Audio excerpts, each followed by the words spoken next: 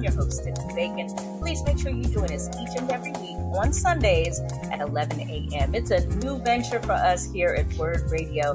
It's not just audio, but it's the visual. So if you want to hop on over to Facebook or go to wordradio.com, you can see us in living color. And you'll definitely want to watch as well because we are going to be eating some amazing food. Let me tell you what the show is all about. Each week, I'm going to find a different restaurant in the city and maybe beyond where we can have great conversation with great cuisine. I want to introduce you to places that maybe you haven't heard of before or maybe old favorites and give you more reason to come back and join them for brunch because this is really a brunch show. So imagine your most fabulous brunch with your friends. This is it on the radio and on your social media each and every week.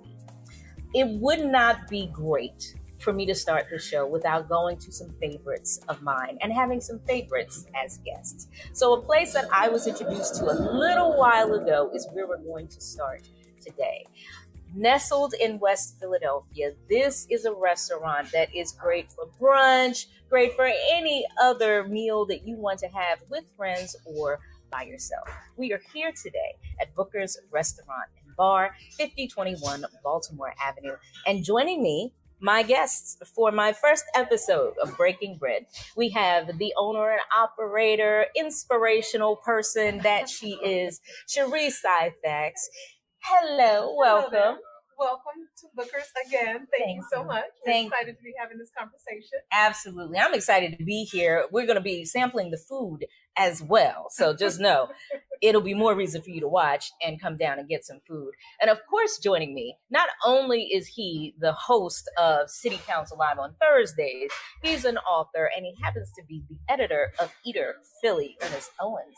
Ernest, welcome. Thank you for having me on. It's great to be here as well. Awesome. Thank you so much. So listen, we're going to dabble with the menu. The whole point of this is to talk while eat. So just give us a rundown for the people who are not as familiar with Booker's. Give us a rundown of what your cuisine is all about. Yeah, we call ourselves American fare with a Southern flair. We definitely have those Southern comforts. You got your biscuits and gravy, which we'll try that today. We have fried chicken.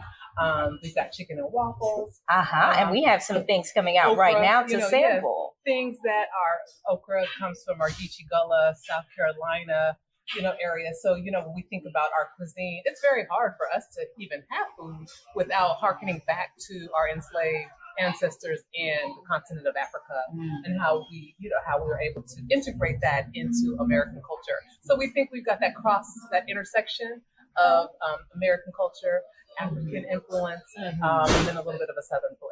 I love it. Tell us a little bit, Ernest, because you're the editor of Eater, you definitely go to various restaurants, you get to try various cuisine.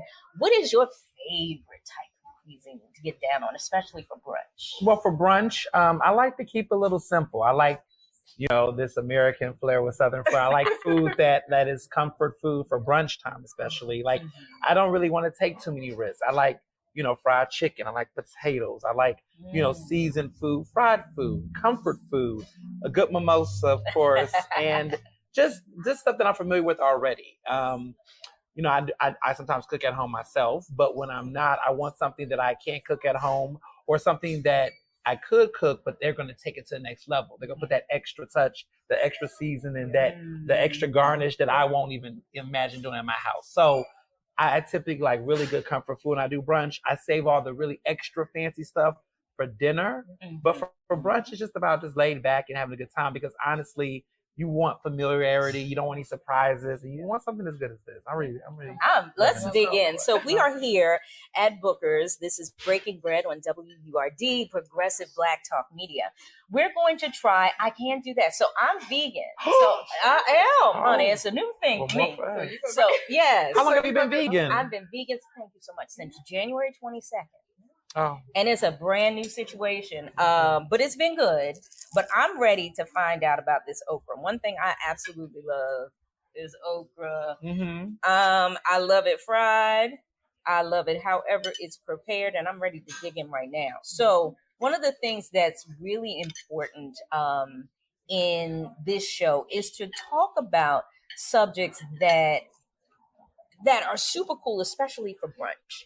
And One thing I really want to dig in with you all about is brunch culture, especially Black brunch culture. Let's talk about it because there's some folks that don't know that it's a big thing in the Black community. Talk about your experience with it as a restaurateur and someone who participates on a regular. And where did that start with you? I'll start with you, Ernest. I'm sorry, you were chilling. Yeah, but for me, I guess going out to brunch has always just been an opportunity as the weekend review. You know, so a lot of times my friends were doing work, we're doing our thing throughout the week. It's an opportunity for us to catch up. Some of us, we do it either on Saturday or Sunday when we're being spicy. You know, I don't really go to church, so for me, it is my church. You know, I go to the Church of Eggs and Bacon. That's right. Hilarious. And, you know, my tips come in the tithes and offering. But I enjoy brunch over the weekends with my friends specifically because it's the one time we get a chance to just have a good time. And then there's a purpose to it, right? There's two things happening. We're filling our stomachs, but we're also filling our minds and having a real conversation. And I think that is the best way. I mean, a lot of us, just as Black people in general, we're doing multiple things at multiple times. It has to have a rhyme or reason. I decide sometimes if I'm going to go to something in the evening, if there's going to be food there. Right. It's a conversation like, oh, are you coming to the meeting at 7? Is there going to be food there? Because that's dinner time. And what kind of food? What kind? Well, that's not just food, but what kind of food? That's real. Because, you know, I don't want a cheese cracker bread. I'm not doing a little. That's rabbit food. That's for them. That's not for me. But, you know, this is an opportunity to really gather. So for me, brunch is, okay, I'm having a meal, but I'm also having a meal with my friends and people I'm comfortable and I really love. So it does 2 checks off of the box for me. Yes, I love it. Cherie, providing this, so we are right now, for those who are listening, we are dining. We're going to have 3 courses today during the show. Right now, our appetizer, we have fried chicken and we have fried okra, which is very tasty. Talk about how you build your brunch menu and your experience with brunch. Yeah, so again, back to Ernest's point, I don't think people want to take risks at brunch because brunch is really a comfort. I think especially in our culture, in our community, you think about during the week, we are doing all the things, paying all the emotional tax and all the things that we are, you know, navigating. And so usually when we come to brunch, especially in a Black-owned establishment, you feel that there's a safety. You feel it's a place you can let your hair down and you can laugh, dance, eat, and everyone kind of understands the process and what it is that you're trying to accomplish and pretty much can get on board with it. So for us, for our menu, it is really those comfort foods, the chicken and waffles, the French toast, the things that you look at and you know what that is. And so that's what we really strive to create in the environment. We always talk about come for the food, stay for the vibe. And brunch is definitely a whole vibe. We try to create that here. And this in general, I think as we brunch, and it also gives us, I don't know if you think about this, Ernest, ever when you're making intentionality about how you're eating out. For brunch, I'm pretty intentional about trying to keep dollars in the Black community. To your point, I will explore and I'll do a lot of different things for dinner. And that way I give everyone, equal access. But for brunch, I want to go where I feel comfortable, where I know there's, things that I'm going to recognize and know that I have a good chance that it's going to be really, really good. And where I can sit and commune with other people like mine so we can just kind of let our hair down, so to speak. Yeah, I think at brunch time, it doesn't feel like you're just having a one-on-one or a group dinner. It feels like you're having a collective space. So every time I come to places like Booker's, or, I go to Toast Cafe, which I also love in West Philly, because I live here. I live in West Philly. Yes. I love being at spaces where there's other conversations happening, and sometimes you're interwoven in that, where it's like someone can look at your outfit and just compliment. They see, they just know what you're wearing. They really feeling what you're wearing, and it's that kind of energy, and I love that. So, brunch just feels more like you're having a shared communal experience, not just with you and your guests, but everyone's kind of in it together. A song is playing, music is playing. It just feels more collective. Yeah. Yes.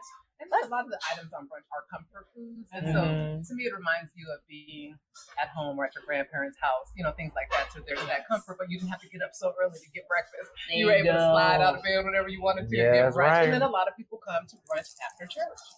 So they go and worship. Then 11, 12 o'clock, they start coming through for brunch. Yes. So brunch, I think, is a staple in our community from that perspective. let's just talk about the other aspects of this experience, because you said it's more than just food, it is the experience. How do you feel that it is important for the culture for folks to have access to these types of experiences? Because to be honest, before a certain year, I don't know, maybe late 90s, I didn't know anything about brunch. For real, for real.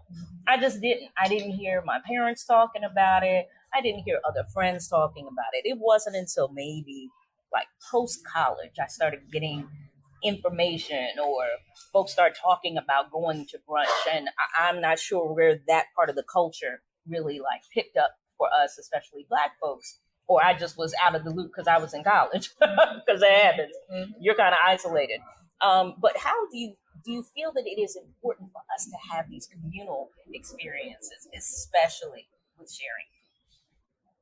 I do. So, when I think about the origin of brunch, to your point, it was more actresses, actors traveling from one coast to another, stopping in the middle, not being there early enough for breakfast. So they got like a midday breakfast, which is brunch now. And then if you let the restaurant in New Orleans tell the Tujaj, they say that they started brunch because it was the butchers came in at around 11 o'clock and they wanted to eat and they gave them hearty meals. But those aren't steeped in our culture per se. And so I think we evolved as more of us became educated, as the middle class, the wealth built, as just all these different things I think fell in place at certain times. That then it was like, oh yeah, we can do that. And then when you think about the times, late 90s, and then kind of going into 2000s, now you got your social media era. Now people are taking pictures and we're out brunching. So now something that was actually, and a lot of the dishes are pretty simple. If you think about like, biscuits and gravy and chicken and waffles and things like that. But now you got bougie brunch. You got bougie brunch because now we making sure that we're having mimosas. Yes. You got, girls that brunch and just all these things around this, again, family, communal, comfort time. Yeah. No, I agree. I mean, for me, I'm 32, so my entire experience, I was brunching like when I was in college. It started for me in college. It started when, before Booker's was here, Axum used to have the BYOB brunch. And then there was, of course, Renata's, which is still around here, a couple of spots. And so in West Philly specifically, that was the move on Saturdays for college students. And so, I went to Penn undergrad. And so that was the culture. Everybody did brunch on weekends. And so I was ingrained in brunch culture as a millennial, as somebody who was in the social media era and all that was the move. Like whoever took pictures of chicken and waffles, stacks of pancakes, eggs Benedict, that was like the rave at the time, or someplace had pork belly Benedict, bombless brunches, all types of unlimited. So that was what was driving us, was just the maximalist vibe of it all. And that was what made us come together. And we would know which spots had a different vibe, which one was Black friendly, which ones were really interested in young people who were loud and made noise and could have a good time. And so I always had most of my brunch experiences in West Philly. Like I would be at White Dog Cafe, I used to be at Axum, Renata's, now is Booker's and it's Toast. And so it's always been a relationship of what was nearby in the neighborhood, to your point about putting the money in Black community, putting it in local community. I didn't like chains. I wasn't crazy about chains when chains did brunch. I always to this day feel like a good chain brunch. Restaurants. Yeah, chain restaurants, yes. And so in my mind, I always looked at a good brunch. If you look, chain restaurants can do them, that's fine. But I am really big on, I feel like there's a certain type of brunch energy when you're going to a very neighborhood-based or local-based restaurant. You can just feel the difference because they're going to have specials on there that the corporate model don't have. There's going to be things that they're going to have. I remember at Axum, when they was doing brunch heavy, they would do they would have a duck and waffle special. And it'll be duck and it'll be waffles. And it was like, what? And so stuff like that, you just know that's the community feeling and people think of you and save stuff. It's the recipes. It was a familiarity there that's irreplaceable if you try to replicate it somewhere else. But that was my experience as a millennial. Is like, I don't know a world without brunch, to be honest. And I don't think I want to know one that doesn't have brunch. I know that's right. If you're just tuning in, you are checking out Breaking Bread, the inaugural episode here on WURD, Progressive Black Talk Media. I'm your host, Tiffany Bacon. My special guests today are Cherie Syfax and Ernest Owens. We are broadcasting from Booker's Restaurant and Bar at 5021 Baltimore Avenue. We are enjoying the first course right now, which is fried okra and fried chicken.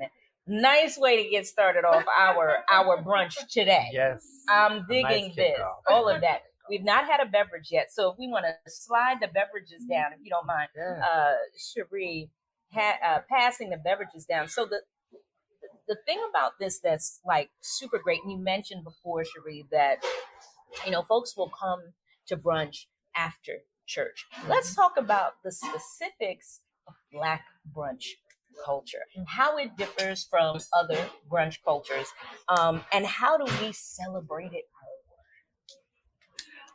more? Black anything culture is very different than most cultures. I just think that we have a different swag. I think our where we originate, the beats and the drums and all the things that are culturally innate in our DNA. I think we have a certain level of confidence. We have a certain level of, boisterous laughter. I remember watching the game, the young lady who was married to the white actress was married to the quarterback. She said, I've been on King and Ivory set, and I've been on another set, and when I'm on set with y'all, it's like it's a hearty laughter. Yes. And it just really feels authentic and vulnerable and all those things. And I think that's who we are. That is who we are, and I think that carries over when we are in spaces that we feel very comfortable in. So I think that's what Black brunch does. We dress a certain way. We navigate a certain way. We can sit for hours and just talk, and it's almost like it's home, and we can't let you do that. But we are glad that we create the space and an environment where people want to do that. Yes. We really do. And so that really is us. It's like people look forward to brunch on Saturdays and Sundays, to Ernest's point. And I think whether you're in college or whether you're in corporate, again, it's that place where you can woosah. You can, again, take away. We have music playing. Some days we have DJs going. We have saxophonists. We have violinists. We set everything up so that people really do an extension of their comfort of home.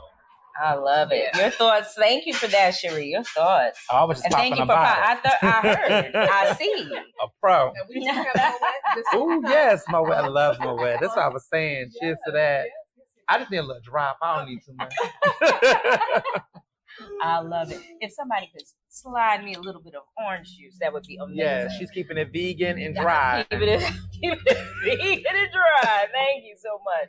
You can have all that. I just need a little drop. Just a little drop. It ain't even do too much. A little drop. So part of thank you so much. Yes, part of the beauty of all this is being able to be back outside and talk to folks. Yes. The compelling conversations that happen at brunch, whether it is, if you're going deep in on a music topic, you're talking about the latest disc records and whatever else, or you could be talking about something that's very, hearty and heavy, like family situations and whatnot. For you, the brunch experience, the conversation for you, what is the thing that really compels you, like to hold you in your seat long? The types of conversations you've had at brunch that really hold you in your seat and almost make you forget about your food, which we're not going to right now. Oh, I'm not because I see this is a gravy biscuit, sausage gravy biscuit. Yeah. It's not vegan, but it is good. I see. It looks good. I see. So conversations for me, honestly, it's funny. Like brunch, we might start off with a little bit of stuff. I find brunch to be more personal. We get real personal. We talk about personal lives. A friend may do a breakup. A friend got a relationship situation. We having real conversations at brunch. Still lighthearted and fun. But it can get personal in a good way. Like we're having real conversations. I mean, there might be some conversation about we may start off what I call the water cooler, 20 minutes, appetizer, the first sip of whatever. But then we get into the real business, like what happened last night? What happened last week? And then that's when the conversation That's when you're set. Gets real, And yeah. food gets Yeah. cold, and you need a to-go bag. Right. Some cases, I'm the type, I'm going to eat and talk. Listen, waste not, want not. You know what I'm saying? I know that's right. Before I hear your take on it, Cherie, let's talk about what's on the plate. Let's get a visual of this beautiful dish that came out, our second course. Yeah. So we added, there were a couple things that I felt like we needed to have on our menu. Mm-hmm. One was the fried chicken. So we had chicken tenders, Okay. which are great. They have bones in them, though. That was bone in. But I was going to That's good. So we I had love a bone in. Yeah. Mm-hmm. So we have that as an option. So our chicken and waffles, because I'm a California girl, and Roscoe's, we have bone-in chicken. That's right. So I was like, hey. Yes, That's no one tenders. thing about my California roots. So we Yes. This is what we're talking about right here. If you're watching on Facebook or if you're watching on wordradio.com, you can see this wonderful dish that Cherie is describing. Oh, yeah. So then the second one was biscuits and gravy. Because I'm like, how do you go for brunch anywhere that's Black owned and I have biscuits and gravy? Right. And again, back to I'm always thinking about the origin of food and how we had to make things work and make do. Biscuits and gravy was a very inexpensive, but tasty food item that really filled people up. So when we talk about our enslaved ancestors making it work, biscuits and gravy was a staple. And so we've added that. It's usually a special. It's not on the menu, but we have it most weekends. We love a special. We do. Yes, we do. Specials matter because, sometimes if you're a regular somewhere, you like what you like at me, but you want to try something different, but you want to try something different from someone who's already had a record and a track record makes them good. Right. You go to a restaurant, I go to many restaurants, I go to like 3-4 restaurants every week. You go places and you just like, they can't even master what they already have. I